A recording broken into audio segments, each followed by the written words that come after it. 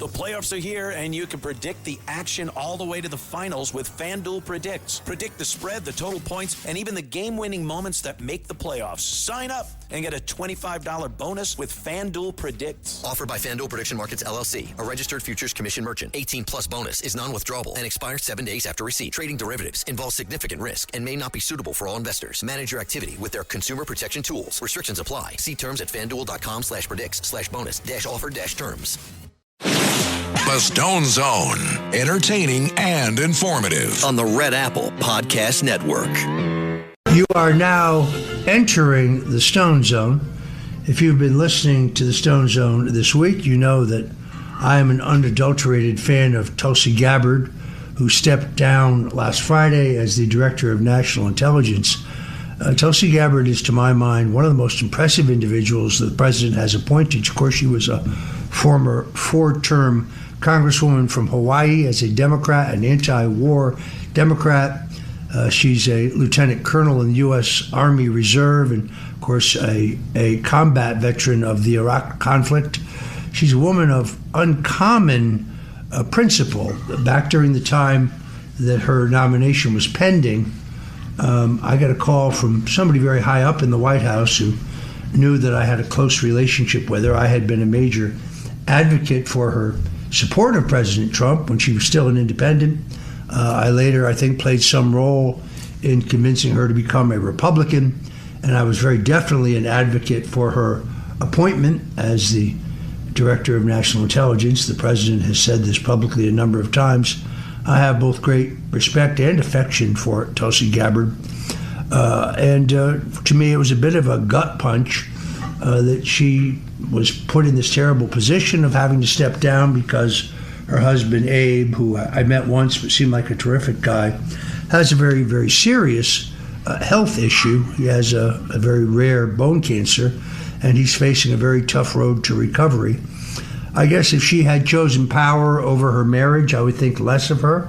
I think she did the right thing here, but she has an extraordinary record. She declassified the Russian collusion hoax documents. In other words, the claim that Russia interfered in our 2016 election to try to help Donald Trump has now been completely and totally demolished.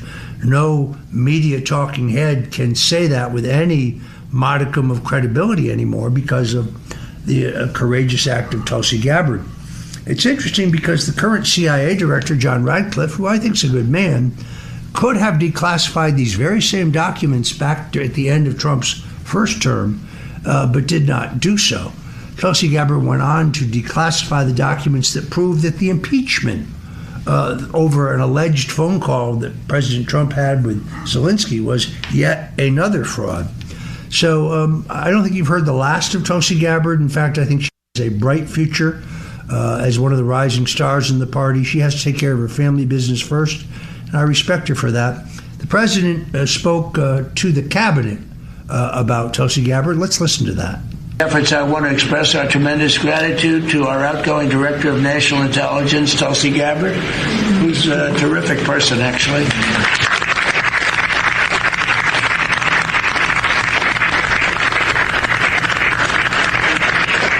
Up with some findings that were pretty good.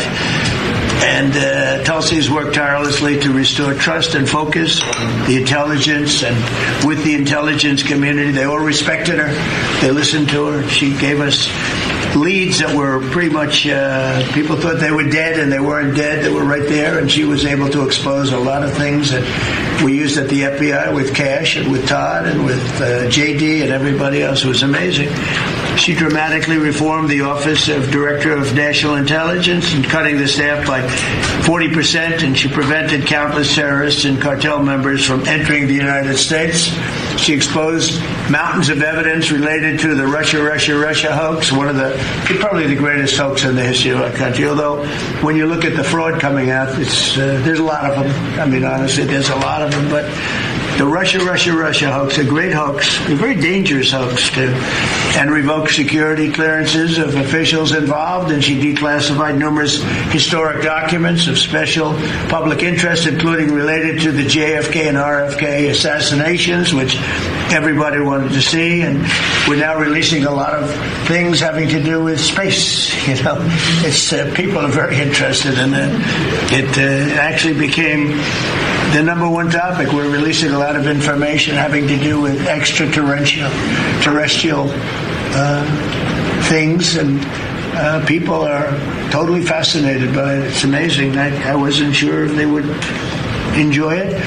It's literally trending number one. Can you believe it? So a lot of people out there are like it. But we're releasing all of that information. And Tulsi, we're praying for you and for your husband. Her husband's not feeling great, but he's going to feel great soon. You're going to get him better.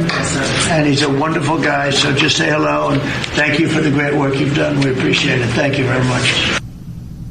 So the point, of course, is that Tulsi Gabbard does not leave office until June 30th, and I think she has some bangers coming. I think she's going to declassify documents about the origins of the COVID-19 vaccination, about the so-called Havana syndrome. That's where our diplomats were subjected to some kind of high-tech treatment by the Cuban government. But most importantly, I think she's going to shed light on the 2020 election, both the paper ballots, 300,000 of which were counted in Georgia, having never been folded in half and therefore obviously never actually mailed in as required by law. I also think she's going to expose a great deal about the integrity and the security of these electronic voting machines. So she's not going to go quietly. She's going to expose even more the epic corruption of the deep state before she goes. I've said it before, I will say it here again in the Stone Zone. I believe she will be the first woman president of the United States. Not in 2028, I think that's unlikely, but someday. I really fervently believe that. In the meantime, I wish her the very best and her husband for a speedy recovery and a return to public service.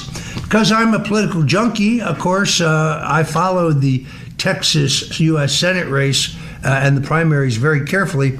Texas delivered a major political earthquake that showed that the state is actually getting redder due to the success of President Trump and the MAGA movement.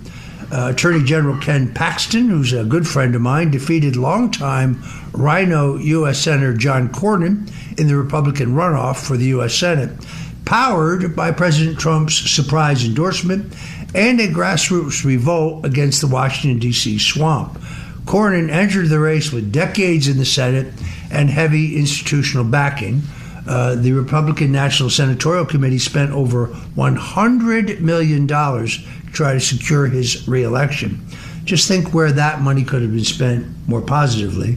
But Texas Republicans instead chose a fighter, Ken Paxton, over an establishment politician who very rarely had President Trump's back when it really mattered. And after neither candidate cleared 50% in the first go-round in March, Paxton closed the deal in the runoff, proving once again that President Trump's endorsement remains the single most powerful force in deciding Republican primaries. Now, I'm a 50-year veteran of American politics. I'm a veteran of 13 national presidential campaigns. I worked for the great Ronald Reagan. I worked for him in 1976 when he was an insurgent. I worked for him in 1980 when he was the favorite. I worked for his reelection in 1984. I loved the Gipper, and I loved working for him. I look at that hardy band that was with us in 76. I'm one of the few people still left alive from that. It's hard to believe. But I can say this. Even though Reagan was an extraordinarily popular president, particularly among Republicans, his endorsement never packed the kind of wallop that Donald Trump's endorsement does. Trump is now, I believe, 118 for 118 endorsements in this cycle. Meanwhile, of course, Democrats had their own problems in the 31st Congressional District of Texas. Johnny Garcia defeated Maureen Galindo after her campaign was engulfed with backlash over anti-Semitism and anti-law enforcement rhetoric. So even national Democrats are forced to condemn her comments. And in Houston, longtime anti-Trump Democrat Al Green, you remember him, he was the guy shaking his cane menacingly at the president during the State of the Union, and he had to be removed from the chambers. Not the way any congressman, Democrat or Republican, should act. He was defeated by fellow Democrat Christian Menifee after redistricting pushed the two incumbents into the same district.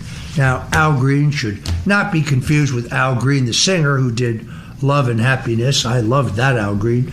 This Al Green is a loudmouth radical, and the Congress will be better without him. He built a national reputation on the impeachment stunts and confrontations with President Trump, but his congressional career is now effectively over. When a radical progressive like Al Green can't even win in the Democratic primary, tells you a lot about where the Democrat Party is today. The change shows that there's no appetite for extreme leftism in the Lone Star State of Texas. Texas is going to remain conservative for a long time, and the rise of MAGA with more formidable Republicans on the ballot in November will also ensure that Democrats are never able to fulfill their fantasy of turning Texas blue. We also remind you that Ken Paxton, prior to defeating John Cornyn in his last primary for Attorney General of Texas, he defeated George P. Bush, the great-grandson of President George H.W. Bush. The Republican Party has changed, is no longer the party of the country clubs, the Wall Street elite, and the billionaires. Bush Republicanism is finished as a force. Jonathan Bush is running for governor of Maine, and despite spending almost $4 million on heavy TV buys, he's running dangerously behind the MAGA candidate. Another race to keep an eye on. Meanwhile, former President Joe Biden's going to court to try to keep the public from hearing audio recordings tied to the classified documents investigation that shadowed the final years of his presidency. Now, some may remember that President Richard Nixon went to court to try to withhold his tapes made in the Oval Office, and the U.S. Supreme Court ruled against him unanimously. And of course, there was a media firestorm over his efforts to try to keep those tapes secret. Of course, you haven't had the same kind of media firestorm regarding Joe Biden. On May 26, Biden filed a lawsuit in federal court in Washington, D.C., seeking to block the Department of Justice from releasing recordings and transcripts of private conversations had with Mark Zwicker, who was his ghostwriter. That was between 2016 and 2017. Those conversations were later obtained by the federal investigators during the special counsel Robert Hur's probe into Biden's handling of classified documents. His investigation concluded that Biden had willfully retained classified documents, although, unlike Donald Trump, no prosecution was brought against him because they said the evidence did not meet the criminal standard for convictions. In other words, the classic two-tier justice system, different class of justice. Biden, of course, was not a president of the United States when he withheld the classified documents. He was vice president. He even held classified documents from his time as U.S. Senate, all in violation of the law, none of which, of course, he was charged with. Yet Donald Trump withheld or held on to classified documents during his time as a former president, which under the Presidential Records Act, he had the full authority to do. I'm Roger Stone. You're listening to Stone Zone, and we'll be right back. This is the Stone Zone with Roger Stone. He likes politics and he's a professional at the highest level. Roger Stone. Where's Roger?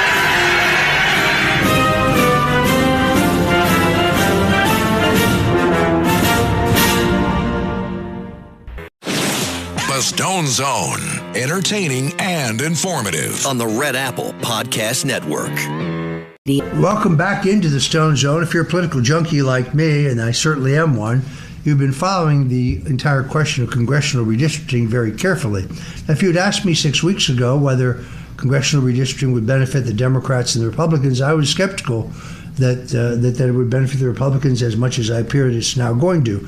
But due to a landmark U.S. Supreme Court decision, which ruled that you can no longer draw congressional districts based on race, which makes sense to me because we should have a colorblind society, I now think that congressional redistricting is going to be a net positive for Republicans heading into the midterms. I see a pickup of at least 4 seats in Florida, for example. I see a pickup of seats in Texas. I see a pickup of seats in Tennessee. Problem for the Democrats is they have already gerrymandered in the districts and the states that they control. So in states that have a Democrat governor and they control both houses of legislature, like California or Illinois, they have already done these jigsaw puzzle districts, and there are no more districts for them to fabricate. South Carolina Republicans failed, unfortunately, to pass a congressional redistricting plan that would have strengthened the Republicans' hand in the 2026 election in the Palmetto State and targeted the seat held by Democrat Jim Clyburn, the only state's lone Democrat left in Congress. The Republican-controlled state Senate effectively killed the Trump-backed proposal after lawmakers voted to adjourn until June 10th after the June 9th primary. Early voting had already begun. Several Republican senators say that President Trump arguing that the process came too late and moved too fast. Republican State Senator Richard Cash said he could not support stopping an election already at midway, and Republican State Senator Todd Davis blasted the map-making process as outsourced to a Republican consultant with too little transparency. They may have an argument. This is a little different than what happened in Indiana, where lawmakers made pathetic excuses not to act. In South Carolina, the House has already approved the new maps, and the proposal had already helped Republicans flip Clyburn's district and expand the South Carolina Republican base. For those who are looking forward to the Republican Senate primary, where incumbent Senator Lindsey Graham is facing Pastor Mark Lynch, my only word of caution to you is this. South Carolina has what is called an open primary. That means that anyone of any party, Republican, Democrat, or no party at all, can vote in the Republican primary. If this was a closed primary, which is the custom in most states, I think Lindsey Graham's career would be over. But in an open primary, in which anybody of any vote, a party or no party at all, can vote, Lindsey Graham will get a large vote of liberal Democrats, usually in the Charleston area, that could help him survive. I do think that race will be competitive and close. Mark Lynch has run a good campaign, while Lindsey Graham is endorsed by the president, something I don't quite understand. I do think it is possible that he could be beat. South Carolina has a great tradition of the open primary. When Strom Thurmond was a Democrat senator in 1964, he switched parties to become a Republican. He insisted on resigning the seat midterm and holding a special election, which he then won after winning the Republican primary with an influx of conservative Democrats saving him, going on to serve in the U.S. Senate longer than any man in American history.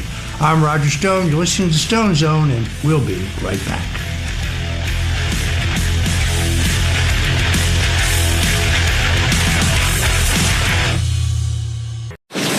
The Stone Zone, entertaining and informative. On the Red Apple Podcast Network. And we're back in the Stone Zone. Joining me now is Don Brown, who's a former U.S. federal prosecutor, a Navy JAG officer, and a Pentagon counsel. He's a nationally recognized legal and national security analyst with extensive experience in constitutional law, military law, and geopolitical affairs. There are few men in the country for whom I have this kind of respect and esteem.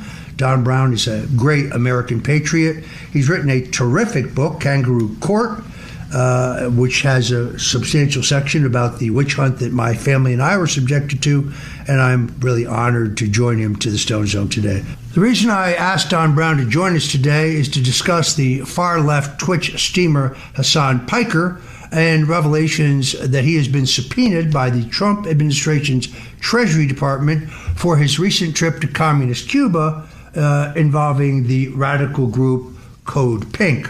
Under the guise of a so-called humanitarian mission, Piker and the group delivered what they claim was around $20 million in aid, much of which appears to have gone to benefit the Cuban regime itself. They met directly with Cuban dictator Díaz-Canel and stayed in luxury hotels while ordinary Cubans suffered blackouts and shortages. And they returned home supposedly having dealt with this communist dictatorship. Don, what's really going on here? What's going on, Roger, is you're having this radical young leftist who has gained fame as a twitcher on social media. This kid, I call him kid, he's 34 years old, Hassan Piker, who is best known for radical statements such as America deserved 9/11. He has said that Hamas is 1,000 times better than Israel.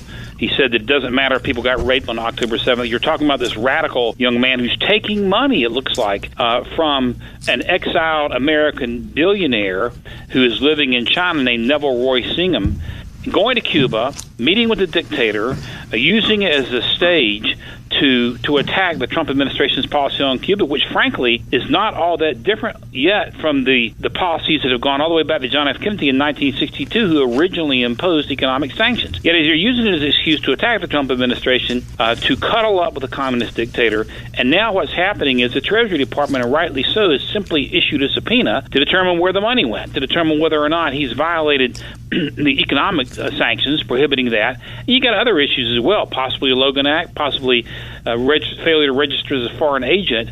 But I'm glad to see the Trump administration turn the heat up. This reminds me a bit of when, to a certain degree, when John Kerry, went to Iran and other places during the first Trump administration to sort of negotiate on his own, but it can't happen.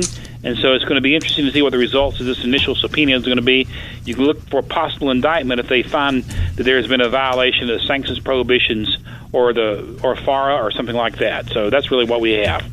Yeah, it's extraordinary to me that those on the left are never prosecuted under the Logan Act. Under the Logan Act, you cannot have your own personal foreign policy. So as you point out, having the former Secretary of State dealing with the Iranian regime, essentially assuring them that the Iranian deal would be revealed after Donald Trump left the White House. I mean, he should have been prosecuted for that. It's not very different, by the way, than Barack Obama going to the UK and negotiating his own foreign policy. It's very hard to figure out what's going on here. It's clear to me that Hassan Piker didn't just go vacation in Cuba. He went with the Code Pink people to meet with a brutal dictator. And exactly this question, which has been brought, I think, very much to the fore by my good friend, former current Congressman Anna Paulina Luna, we have an extraordinary amount of foreign, I would say, influence here in the United States. The foreign FARA Act is not really being fully, I think, employed. There's a lot of disinformation online, and we need to know if there are foreign powers that are financing a lot of this. Do you not agree? Absolutely. And right at the front and center of all this is communist China, influencing United States policy on a number of fronts, using its massive amounts of currency to come in here and buy up American land, but also to come in here. And China is at the center of this baby mill controversy, where they're sending Chinese citizens over to have babies in the United States, and they have instant citizenship. Now we have what we're seeing is Chinese financiers spending money to undermine the Trump administration's foreign policy.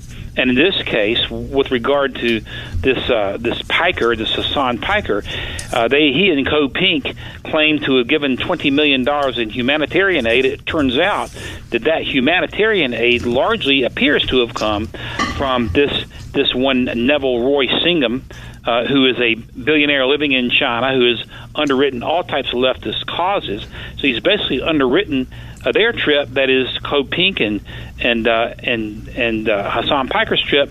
They've used that as an opportunity, using this foreign money as an opportunity to lobby against the Trump administration's foreign policy with Cuba. That would have required him to register as a foreign agent, which he hasn't done, but it is an interconnection between the biggest communist government on the face of the earth and a dumb, although very popular leftist, Twitter star or social media star being, gladly allowing himself to be used as a pawn for the Chinese government. We see it with Chinese infiltration. We're seeing it with radical Islamic infiltration, and I'm hoping that the president is going to continue to crack down there. I want to see the federal government declare certain organizations such as the Muslim Brotherhood as a terrorist organization. That hasn't happened yet, but they're coming in, radical Islam and the communists are really coming in hard, and they're coming in, through the dark channels. And I'm glad to see, in this case, the Treasury Department, the Trump administration, at least drawing a line in the sand on this particular act. Yeah, you raise a very good point. The Cuban sanctions weren't invented by Donald Trump. They started under President Eisenhower. They were actually made more comprehensive under President John F. Kennedy. And they've been enforced by every Democrat and Republican president since that time, including Bill Clinton, Barack Obama, and Joe Biden. Now, some people argue that economic involvement in Cuba would help bring democracy there. What they don't understand is, under Cuban law, American companies are not allowed to partner with individual Cuban citizens or Cuban companies. If you do business in Cuba, you're doing business with the government. They are taking American dollars or foreign money while they're paying their own workers pesos, and they're using that money essentially to rebolster the power of the authoritarian regime and for the surveillance state, which is very much in control. There are no civil liberties in Cuba. That's just why those who oppose the sanctions and the embargo really don't understand why they have actually been extraordinarily effective. This fellow, Hassan Piker, recently admitted on a live stream that the real villain here is this fellow Neville Rowan Singer, a billionaire Marxist living in Shanghai, who's a major funder of Code Pink and a whole network of other radical groups. When someone like Hassan is forced to register as a foreign agent under FARA, maybe we'll finally figure out who is financing this kind of activity. Hassan has a long history of extremely anti-American statements, as you know, including claiming, as you point out, America deserved 9/11 and calling for the destruction of the American empire. How dangerous is this kind of influence on millions of young Americans with no disclosure of who's actually paying for this messaging? It's extremely dangerous, and it's become dangerous that in our education system we no longer we no longer are teaching American exceptionalism. That has got to change. In public schools, Christian schools, private schools, parochial schools, Jewish schools, we've got to start teaching American exceptionalism. When I was growing up, Roger, and we're close in the same age range, we understood that communism was bad, that the communists killed more people than anybody in the world. Now what we're seeing is the educational system glorifying socialism, and so you have this Hassan Piker who speaks out against American government policy with regard to Cuba, but fails to condemn the Cuban government, which is one of the most oppressive governments in the world against its own people. And so it is extremely dangerous because you risk losing a generation. And we got to get, and I appreciate you coming on the air every day on the Stone Zone and trying to set the record straight, we've got to get the truth back out so that our younger people understand that there are forces of evil out there that are against freedom. And when you're looking at socialism, communism, and Sharia law, those are the three big ones right there, and they're pure and unadulterated evil. So it's a dangerous thing. Yeah, I'm not sure all Americans understand the extraordinary true story of how the regime came about, but the New York Times particularly created this narrative of Fidel Castro as some kind of modern-day Robin Hood, the Abraham Lincoln of his country, an agrarian reformer. It's interesting that when he finally overthrew power and Batista fell, he demanded a meeting with President Dwight Eisenhower. Eisenhower refused to meet with Castro because he knew it would give him legitimacy. So he asked Vice President Richard Nixon to meet with him and size him up. Nixon met with Fidel Castro in his U.S. Senate office because, of course, he acts as the president of the Senate in a formal capacity. They met for almost 4 hours. Nixon then reported to President Eisenhower what the New York Times did not realize, that Fidel Castro was a dangerous communist, a Marxist, and would ultimately be a dictator. Nixon, of course, turned out to be right about that. Interestingly enough, President Nixon's son-in-law, a good friend of mine, Ed Cox, today serves as chairman of the New York Republican Committee, many decades later would visit Cuba and have a meeting with Fidel Castro. And the first question Castro asked him was, how did your father-in-law know I was a communist?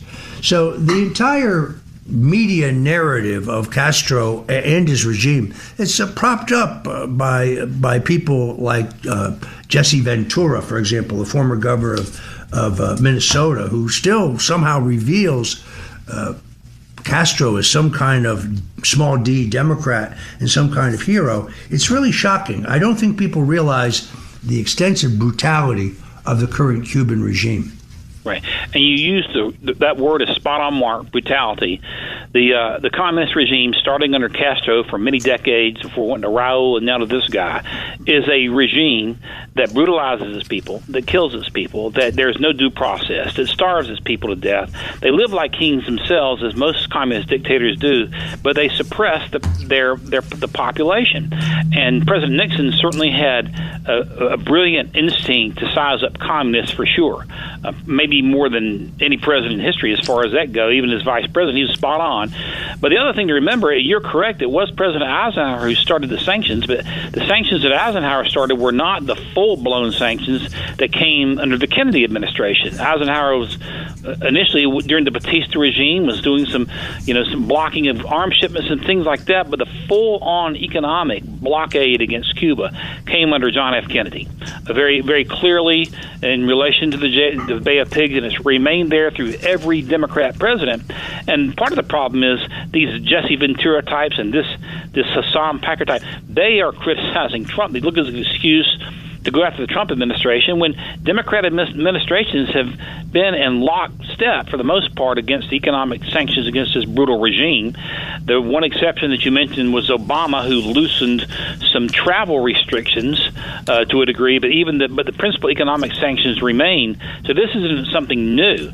But what is unfortunate is you've got a generation that doesn't fully understand, because we got to do a better job of getting the truth out on the history. And you've done a very good job just in the last few minutes of giving a little bit of history on the fall of the Batista regime and what happened when Castro came on board and what a brutal dictator he's been and what a brutal regime this has been. All right. Well, we're going to come back with more of John Brown. When we return, I want to talk more about the epic role of Communist China, because I really think Communist China is the greatest single threat to the United States today. Those who want to keep talking about Russia, I think that's a false narrative. The extent to which China has infiltrated every aspect of American society is shocking to me. We're going to talk about with Don Brown, the former federal prosecutor, former Navy JAG officer, and one of the men I respect more in the entire country in terms of his both knowledge and his truth-telling. We'll be right back in the Stone Zone on the other side. This is the Stone Zone with Roger Stone. It is a great, great person, Roger Stone. The Stone Zone.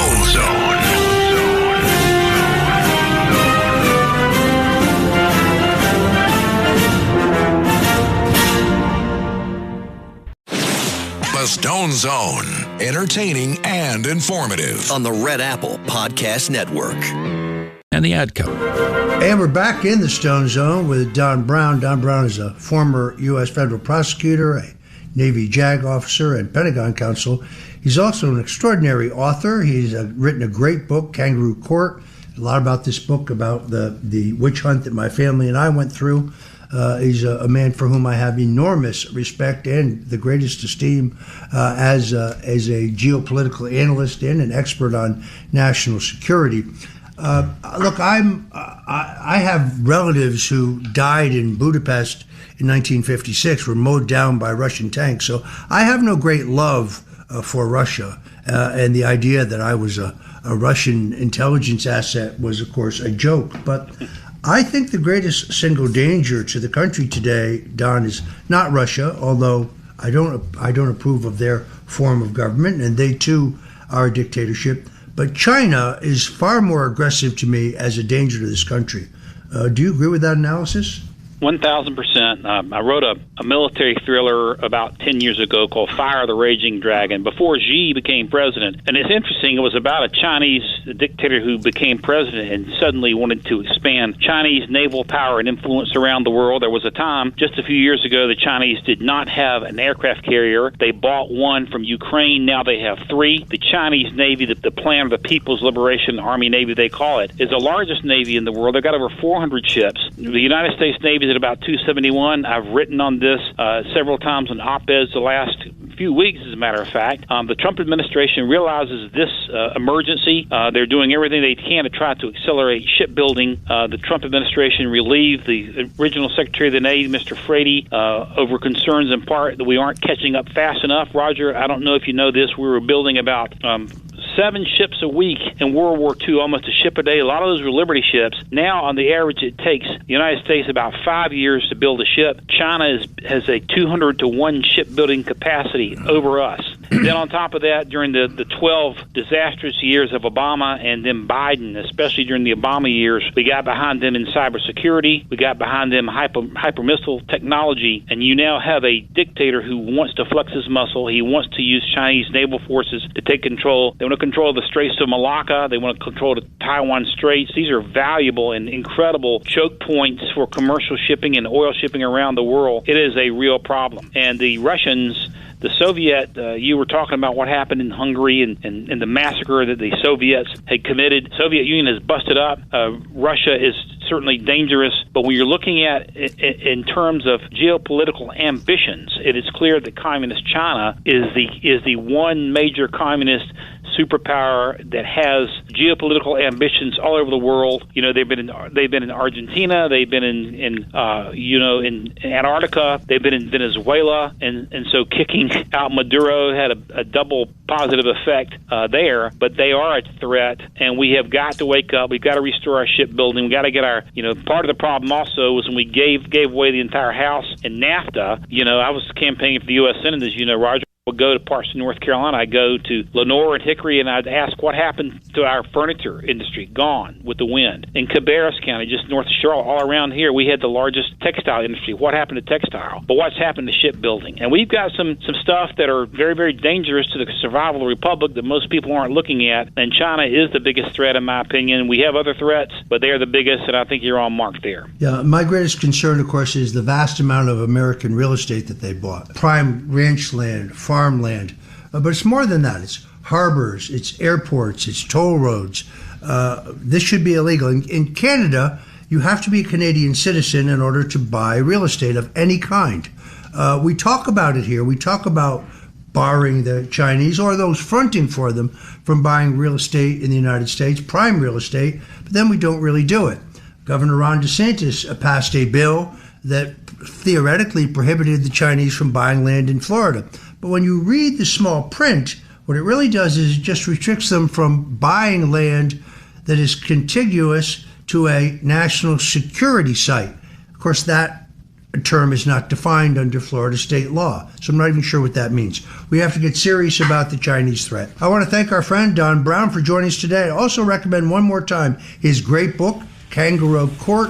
I urge you to find it online. It is a banger, as they say. Don, thank you for joining us on the Stone Zone. And to our audience, thank you for joining us today, and God bless you.